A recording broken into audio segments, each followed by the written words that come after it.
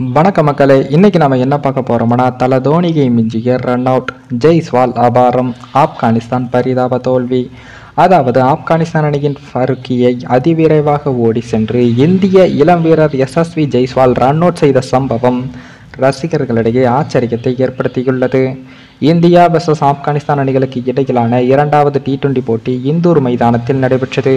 இந்த போட்டியில் டாஸை வென்ற இந்திய அணி பந்து வீச்சை தேர்வு செய்தது.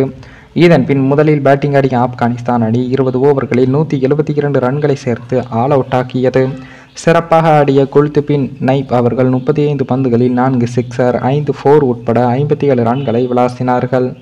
இந்திய அணி தரப்பில் ஹர்ஷதீப் சிங் 3 விக்கெட்டுகளையும், ரவி பிஷ்னாய் மற்றும் அக்சர் பட்டேல் இருவரும் தலா 2 விக்கெட்டுகளையும் வீழ்த்தினார்கள்.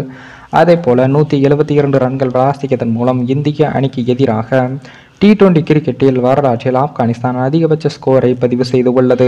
இதனிடையே தான் ஆட்டத்தின் கடைசி ஓவரை ஹர்ஷதீப் சிங் வீசினார். அந்த ஓவரின் 5வது பந்தில் நூர் அகமது ஒரு ரன்னில் ஆட்டமிழக்க கடைசி பந்து ஒய்டாக மாறியது.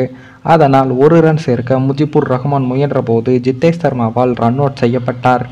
இதனையடுத்து மீண்டும் கடைசி பந்தை ஹர்ஷதீப் சிங் வீசினார். அந்த பந்தை ஃபசல் பருக்கு எதிர்கொண்டார். அந்த பந்தை நவீன் உல் ஹக் பேட்டில் பட்டபோது ஒரு ரன் எடுக்கப்பட்டது. அப்போது wicket keeper Jitesh Sharma run அவுட்டை மிஸ் செய்ய அது எதிர்முனையில் நின்றிருந்த யசஸ்வி ஜெய்ஸ்வால் கைகளுக்கு சென்றது. அப்போதும் நவீன் உல் ஹக் 2வது ரன்னுக்கு ஓடிவர மறுமுனையில் பருக்கி தாமதமாக ஓடத் தொடங்கினார். இன்னொரு பக்கம் யசஸ்வி ஜெய்ஸ்வால் அவரை ரன் அவுட் செய்ய நேராக ஸ்டம்பை நோக்கி ஓடினார். ஒரு கட்டத்தில் இருவருக்கும் ஓட்டப்பந்தயம் நடப்பது போலதான் காட்சிகளும் மாறியது. இறுதியாக ஜெய்ஸ்வால் ஃபசல் பருக்கியை ரன் அவுட் செய்து அசத்தினார்.